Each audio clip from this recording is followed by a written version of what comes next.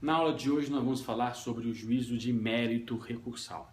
É uma aula que é a continuação da aula anterior, a aula que falava sobre o juízo de admissibilidade, uma aula bem extensa, e aqui é posterior, logo após. Somente há juízo de mérito se nós tivermos o juízo de admissibilidade positivo, como nós vimos na última aula. E aí nós temos o quê?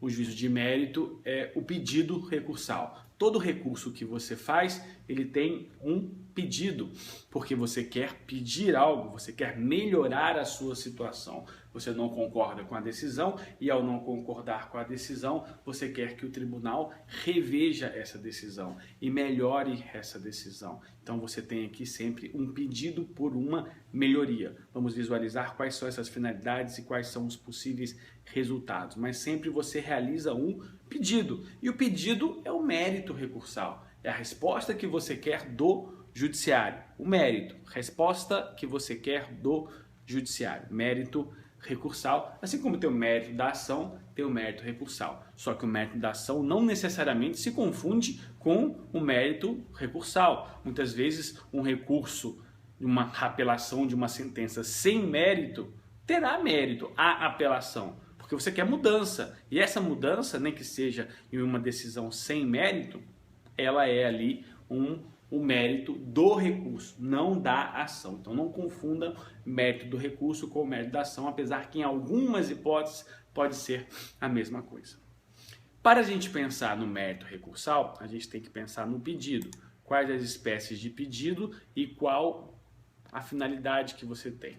Nós dividimos os pedidos em relação às finalidades. Nós temos a finalidade do erro em procedendo e a finalidade do erro em judicando. O erro em procedendo é a alegação de um vício no processo, no procedimento, na atividade procedimental realizado pelo juízo da causa. Então nós temos aqui essa visualização é um vício no procedimento, na atividade procedimental realizada pelo juízo. Então a gente tem essa visualização do erro em procedendo. O juiz tem que seguir o Código de Processo, tem que ter ali todo um caminho, uma atividade após a outra, a citação, a contestação, a intimação, o contraditório, a ampla defesa, a produção de prova. Ele tem que deixar as partes se manifestarem nos momentos corretos e ele somente se manifestar também no momento correto. Então nós temos essa visualização. Se em algum momento o juiz atropela isso, nós temos a verificação de um erro em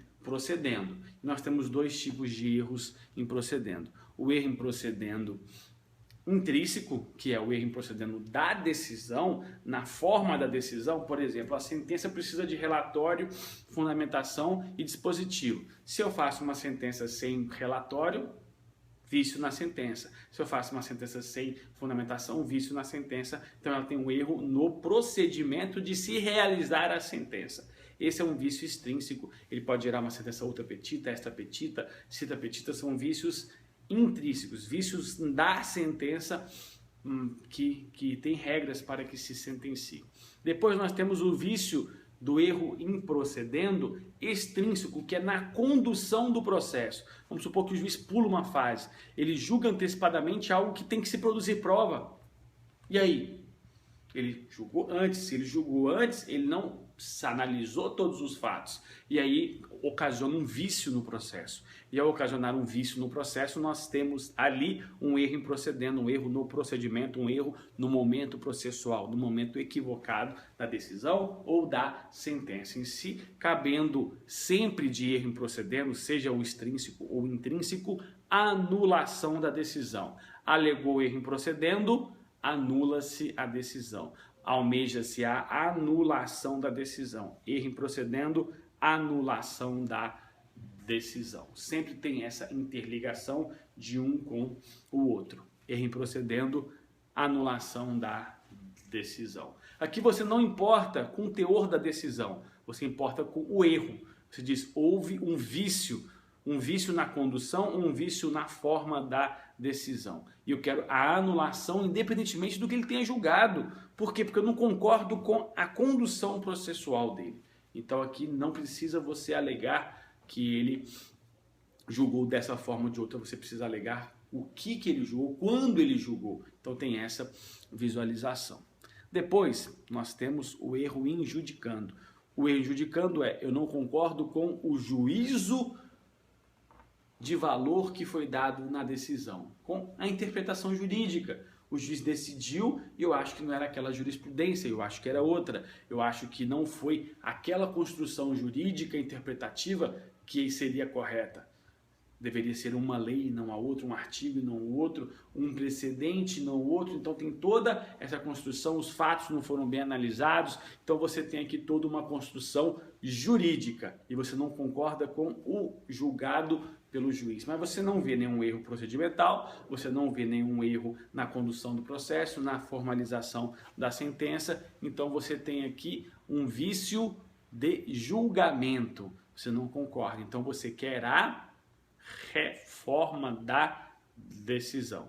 Então aqui você tem a reforma da decisão. Seja uma reforma enquanto análise dos fatos, seja uma reforma enquanto análise do direito. Sempre você tem essa visualização e sempre você quer a modificação, a reforma da decisão. Então nós temos essas duas possibilidades. Temos que lembrar sempre que os vícios não precisam ser alegados cada um em um recurso, ou se eu alego um, não posso alegar o outro. Eu posso acumular, e é mais salutar que você acumule, que você fale: olha, eu acho que tem um vício na condução do processo, então eu quero que anule. Mas se não anular, eu não concordo com a decisão que ele chegou e tudo mais. Aí você faz toda uma argumentação por que você não concorda com a decisão. Então você pode pedir os dois. Alega os dois, pede anulação, pede a reforma, só que tem a regra do que somente vai se poder julgar primeiro o vício em relação ao erro improcedendo e depois julgar o vício em relação ao erro injudicando. Artigo 938 do novo Código de Processo Civil. A questão preliminar, ou seja, o erro improcedendo, deve ser sempre decidida antes do mérito, que é a questão do erro injudicando. Então, você tem essa visualização, artigo 938 do novo Código de Processo. Tem outras finalidades? Tem, mas todo recurso, de uma forma geral, ele trabalha com erro improcedendo e erro injudicando. Mas nós temos os embargos de declaração, que é um recurso meio transverso, e ele tem aqui a integração e o esclarecimento. Quando a gente visualizar os embargos, quando ocorrer erro material, quando ocorrer obscuridade ou uma contrariedade, aí você pode analisar aqui que o juízo esclarecer a decisão. Você não quer nem anular, nem reformar. Você quer que ele lhe explique a decisão. Então é uma outra finalidade própria de um só recurso que nós temos esse esclarecimento. Depois nós temos a integração. A integração também é próprio dos embargos quando ocorre a omissão, mas também pode acontecer na apelação.